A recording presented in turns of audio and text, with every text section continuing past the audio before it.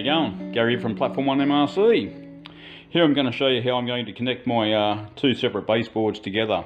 Now this one, it's already been framed up, glued and screwed. This one is loose.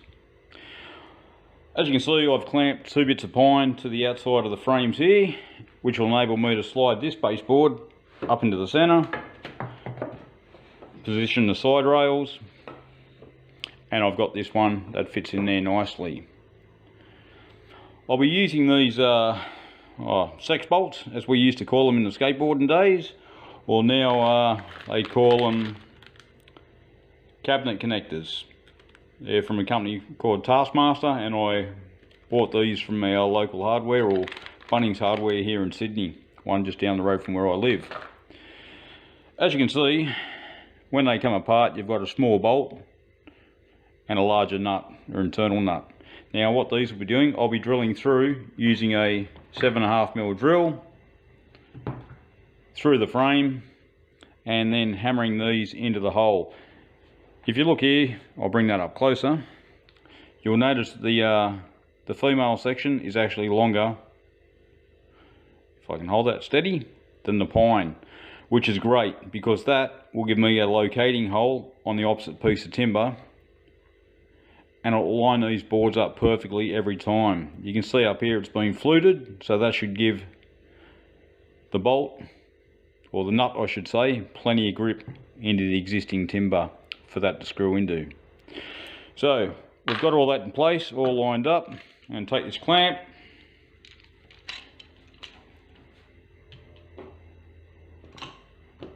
I'll just tighten it up into position so it doesn't go anywhere, it doesn't move. There we go. With that in position now, I can take these out, remove them totally, and I can slide this board out as well. I can lift this board up now, take these outside out, we will call them outriggers, take them off, take the clamps off, stand them up and drill a few holes through there horizontally, and then insert the bolts. There'll be two of them, one on each side basically. Now you can have one in the opposing direction, but I prefer to have them on one side. That way whenever you're setting up, pulling down, it's all uniform right throughout. Anyway, I'll get this done, then I'll get this board all glued and screwed down, and we'll come back with them in position. Till then. So here we are back again. The baseboard here is the one that was actually on that side earlier. It's all been glued, screwed, jointed together. Holes have been drilled through. You can actually see one of the pins here and the other pin just there. Now I'm just going to bring the two boards together. I know this is upside down and not the way it would be, but serves its purpose. You just put the screw in, give it a twist, and we can tighten it up.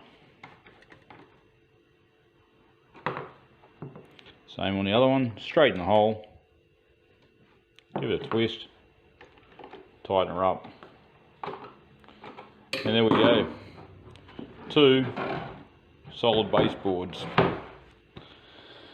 Pretty simple, pretty handy. I highly recommend these cabinet connectors. Ideal for this purpose.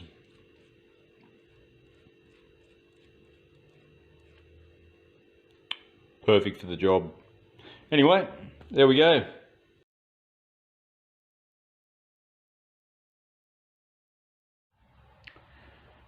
So here we are back on the table in the living room, and you've noticed that I've added this 30mm by 30mm pine timber around one edge and between the two baseboards down here where they connect.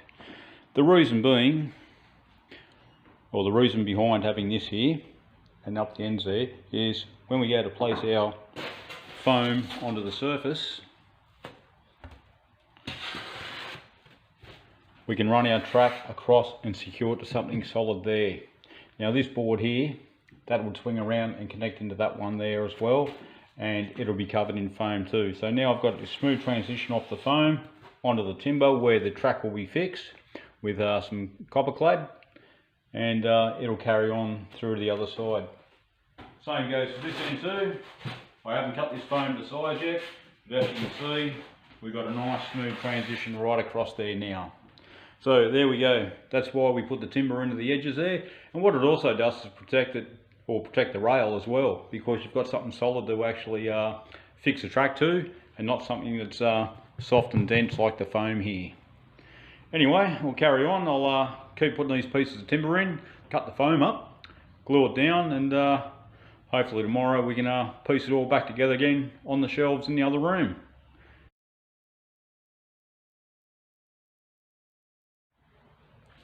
So we're back out here in the sunroom, which will be the train room, and as you can see, I've got all the foam secured down on top of the modular baseboards. Hence why I've got all these books out here. Now I've actually used well, you could call it a carpenter's glue, maxi nails through one of the caulking guns rather than the Gorilla Glue that I mentioned earlier in the video.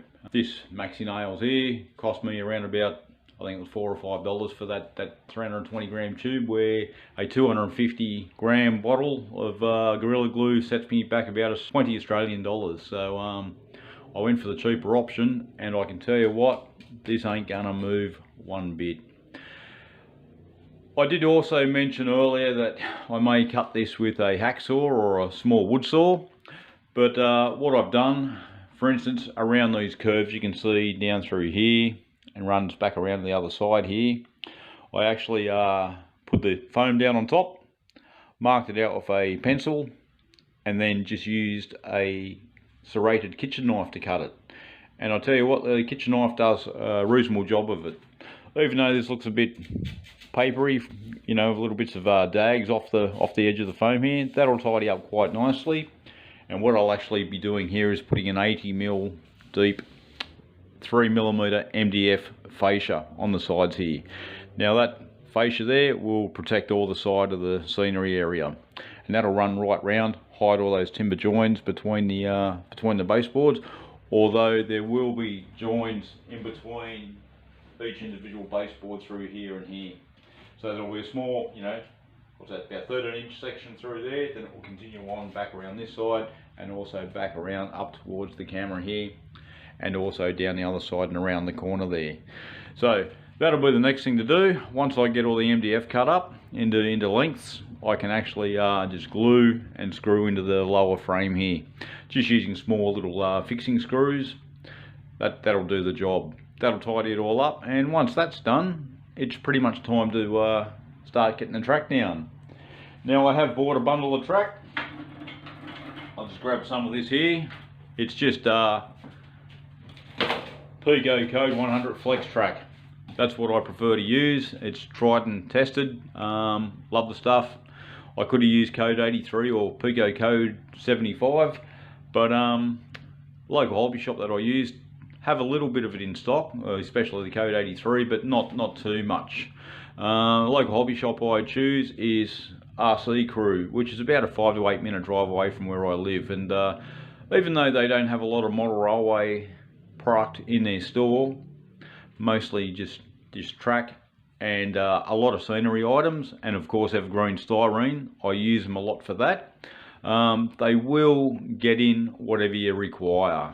So a big shout out to Chris and Michael down there at RC Crew in Bankstown. Appreciate your help, guys, and for looking after me. So that'll be it. Next job, fascia, track down.